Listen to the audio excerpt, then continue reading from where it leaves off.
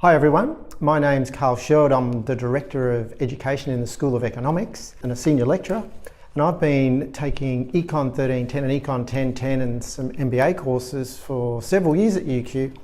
And I think Teacher Insights is a fantastic tool to provide some insights to help in these courses. So using Teacher Insights, you can do some nifty things like getting data on your students. And perhaps that's the most important thing, I think, really getting to know who is in your class.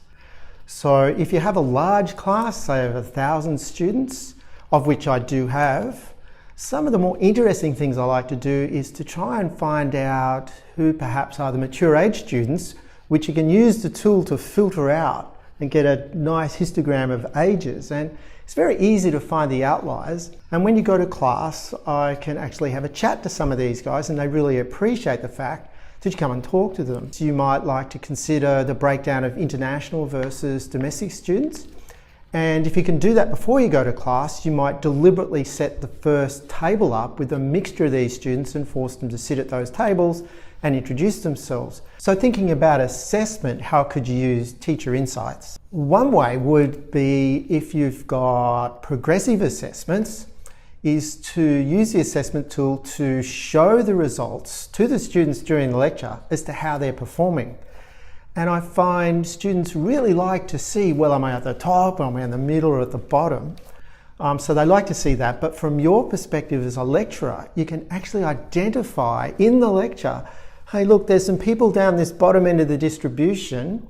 Perhaps you're struggling. How about you come up and see me at the end of the lecture? And surprise, surprise, they actually will do that.